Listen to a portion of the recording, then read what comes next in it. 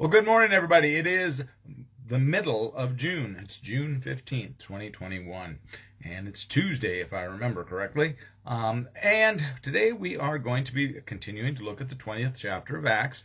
Today we're going to bite off verses 13 to 16, just a little nibble today. And we'll be continuing on with Paul finishing up the third missionary journey. He's heading back, so to say. He's going to end up back in Jerusalem soon. But here he is on his way there.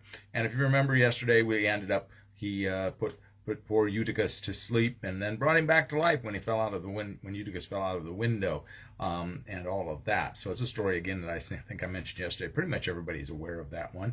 Pretty much everyone's guilty of having fallen asleep in a sermon, too. But fortunately, most of us don't fall out of windows when we do that. So today, Paul is going to be traveling. So it's a traveling day. But I think there's some things we can take away from this. Sometimes some of these traveling, where it just lists town after town, become a little bit boring, and it's easy to miss perhaps if there is a subtle message in there for us. So let's take a look at 13 to 16 verses in the 20th chapter of the book of Acts today. We went ahead to the ship and set sail for Assos, intending to take Paul on board there, for he had made this arrangement, intending to go by land himself. When he met us in Assos, we took him on board and went to Mitylene. We sailed from there, and on the following day we arrived opposite Chios. The next day we touched at Samos, and the day after that we came to Miletus.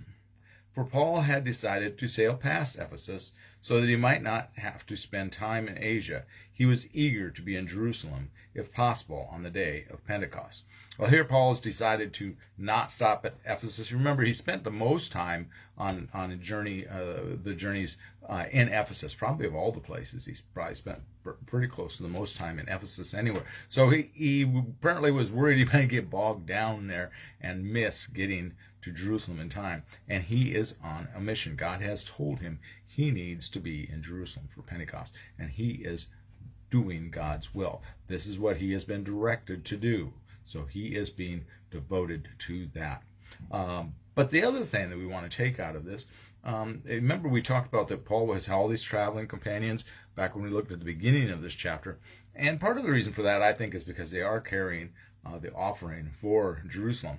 Apparently, he must have left those funds, though, that coinage or whatever they were carrying, with the others, because he himself, after all of these journeys and what he's getting ready for, he may not know exactly what's going to be laid upon him, but he is needing to prepare himself to truly follow God's guidance and to truly follow through with what God's laid before him. So he is taking an advantage here to spend some time by himself. He is doing something that's very dangerous, but something he apparently needs to do.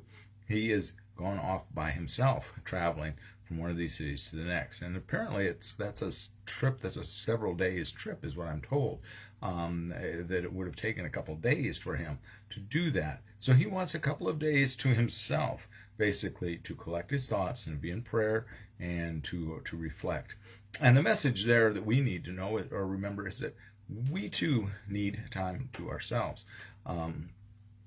And sometimes all that we can get is a few moments, but often most all of us need a bigger block than that. We really need a day or two, or sometimes a week. And there should be a time when we are able to get away to be with ourselves, to recharge. There are some of us that really need to be with other people to recharge, but I think all of us really do need to spend some time alone, where we really can spend some time with God. And that's one of the wonderful things that the camps do. They allow the kids to go, and even though they're spending time with other kids, usually there's a time where they can go off by themselves and spend some time in reflection, and perhaps even see the night sky like they don't get to see when they're home. So, especially when we live in a big, those of us that have spent quite a bit of time in a bigger city, like Gail and I being in Omaha for many years, you don't very often see the night sky like you should. So, but that's the message here. Long story short, staying true to God, staying focused on the vision and on the mission, rather, that God's got you set for, but taking some time to prepare yourself to get right with God, to fulfill that mission. So that's what Paul's up to today. And I'm going to let you go from there, and we will talk some more tomorrow, and we will continue to work our way through the 20th chapter of Acts. Have a blessed day, and we'll see you all later. Bye-bye.